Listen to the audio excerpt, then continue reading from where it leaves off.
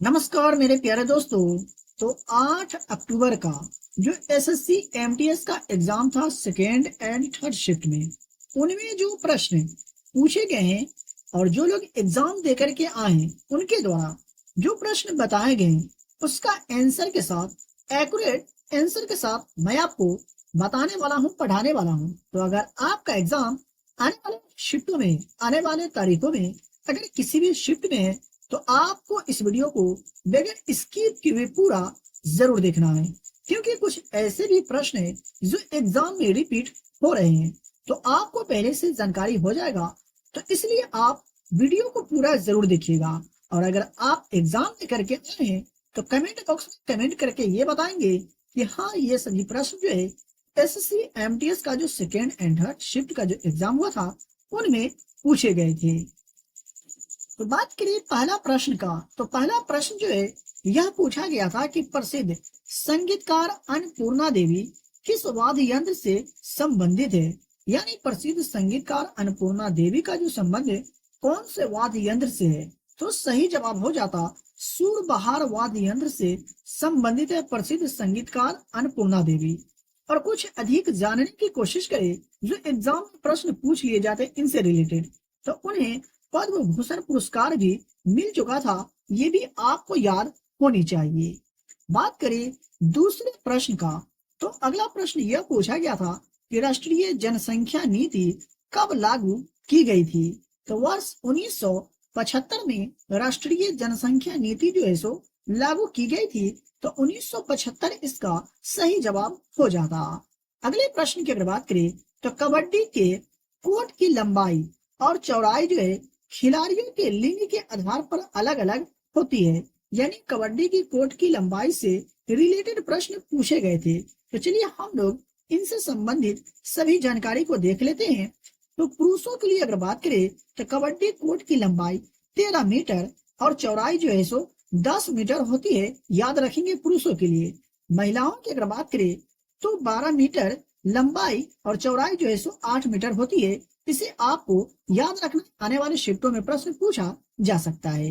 मेरे प्यारे दोस्तों, आपको वीडियो पसंद आया तब तो आप यहाँ तक आ गए तो वीडियो को लाइक कर दीजिए, और चैनल पर पहली बार आए तो प्लीज आप चैनल को सब्सक्राइब करके बेल आइकन को प्रेस जरूर कर लीजिए अगर आपका एग्जाम आने वाले शिफ्टों में, आने वाले तारीखों में है तो, क्योंकि यहाँ से प्रश्न जो है सो एग्जाम में पूछ लिए ही जाते हैं। तो आप हमसे जुड़ के रहें और अपने एग्जाम की तैयारी को बेहतर बना करके अपने एग्जाम में सफलता हासिल करिए। अगला प्रश्न यह पूछा गया था कि भारतीय संविधान का अनुच्छेद 21 जो है ये किन से संबंधित है। तो इसका सही जवाब हो जाता जीवन का अधिकार से संबंधित है भारतीय संविधान का अनुच्छेद 21। और इनसे रिलेटेड कुछ और अधिक जानने की कोशिश करें हम लोग जो एग्जाम में पूछ लिए जाते हैं। तो अनुच्छेद 21 जो है मौलिक अधिकारों से संबंधित भारत के संविधान के भाग 3 में शामिल प्रमुख लेखों में से एक है, याद रखिएगा।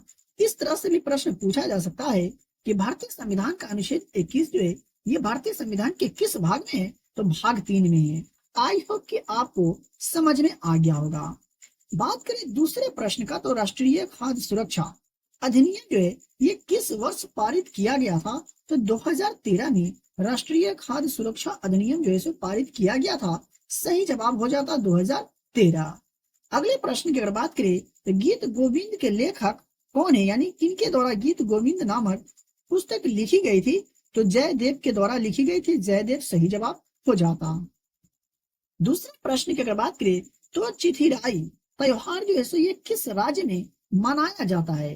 तो याद रखिए साथियों, ये तमिलनाडु राज्य में मनाया जाता है। सही जवाब हो जाता तमिलनाडु। वही बात कर ले दूसरे प्रश्न का, तो कोशिका के केंद्रक में छड़ के आकार की संरचनाओं को क्या कहा जाता है। याद रखिए गुणसूत्र कहा जाता है कोशिका के केंद्रक में छड़ के आकार की संरचनाओं को। अगला प्रश्न पूछा गया था कि चट्टान से कि कौन अगण्य चट्टानों का उदाहरण है। तो ग्रेबरो जो है ये अगण्य चट्टान का उदाहरण है, याद रखेंगे। बात करें अगले प्रश्न का, तो जिंदगी नामा उपन्यास किसने लिखा है। तो कृष्ण सोबती के द्वारा जिंदगी नामा उपन्यास लिखा गया था। और उन्होंने साहित्य अकादमी पुरस्कार और ज्ञानपीठ पुरस्कार भी जीत चुके हैं कृष्णा सोबती, इसे भी आप याद रखेंगे। देख लेते ही दूसरे प्रश्न को। तो अगला प्रश्न यह पूछा गया था कि प्रो कबड्डी लीग 2023 का कौन सा संस्करण था। सही जवाब हो जाता 10वां संस्करण था प्रो कबड्डी लीग 2023 का। यानी 2023 के करंट से रिलेटेड जो प्रश्न बनते हैं, यानी करंट अफेयर से रिलेटेड प्रश्न, वो 2023 से ही पूछा जा रहा है। तो आप लोग जरूर याद करके जाएं 2023 से रिलेटेड करंट अफेयर्स के जो भी प्रश्न बनते हैं। अगले प्रश्न की अगर बात करें तो काल बैसाखी जो है ये कौन से राज्य में चलती है। तो पश्चिम बंगाल में चलती है। याद रखिए सही जवाब हो जाता पश्चिम बंगाल। इससे पहले के जो एग्जाम हुए थे उनका जो एनालिसिस कराया था मैं, उसमें यह प्रश्न बता चुका हूँ। दूसरे प्रश्न की अगर बात करें तो भारतीय संविधान का अनुच्छेद 360 जो है ये किनसे संबंधित है। ये भी प्रश्न मैं आप लोगों को पढ़ा चुका था। सही जवाब हो जाता वित्तीय आपातकाल से संबंधित है भारतीय संविधान का अनुच्छेद 360। 352, 356 और 360 जो है ये आपातकाल से रिलेटेड है, आप याद रखिएगा। दूसरे प्रश्न की अगर बात करें तो मृणा लीना साराभाई कला जो है ये किस रूप से संबंधित है। यानी मृणा लेनी साराभाई जो है ये कौन से कला से संबंधित है। इस तरह से प्रश्न पूछे गए थे। तो इनका जो संबंध है भरतनाट्यम से है। तो भरतनाट्यम जो है सो सही जवाब हो जाता। अगला प्रश्न की अगर बात करें तो भारत के संविधान में समवर्ती सूची जो है ये किस देश से लिया गया है। यानी समवर्ती सूची से रिलेटेड प्रश्न पूछे गए थे। तो सही जवाब हो जाता ऑस्ट्रेलिया। यानी भारत के संविधान में समवर्ती सूची जो है ये ऑस्ट्रेलिया के संविधान से लिया गया है। याद रखिए दोस्तों सही जवाब हो जाता ऑस्ट्रेलिया। अगला प्रश्न यह पूछा गया था कि महरौली के लौह स्तंभ कहाँ स्थित है। तो दिल्ली के कुतुब कॉम्प्लेक्स में है महरौली के लौह स्तंभ। याद रखेंगे। देख लेते हैं दूसरे प्रश्न को। मेरे प्यारे दोस्तों किसी भी प्रश्न के उत्तर में अगर आपको डाउट हो तो आप हमसे कमेंट बॉक्स में कमेंट करके पूछ सकते हैं।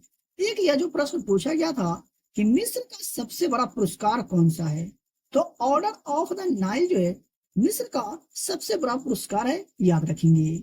अगला प्रश्न पूछा गया था कि रेंगमा जो है ये किस राज्य का लोक नृत्य है। तो ये नागालैंड का लोक नृत्य है रेंगमा। लोक नृत्य से रिलेटेड प्रश्न तो हर शिफ्ट में पूछे जा रहे हैं। तो आप लोग लोक नृत्य से रिलेटेड प्रश्न देख करके ही जाएंगे। आने वाले शिफ्टों में भी पूछा जाएगा ही। दूसरा प्रश्न पूछा गया था कि किस आयोग ने जलियांवाला बाग हत्याकांड की जांच की थी। तो हंटर आयोग के द्वारा जलियांवाला बाग हत्याकांड की जांच की गई थी।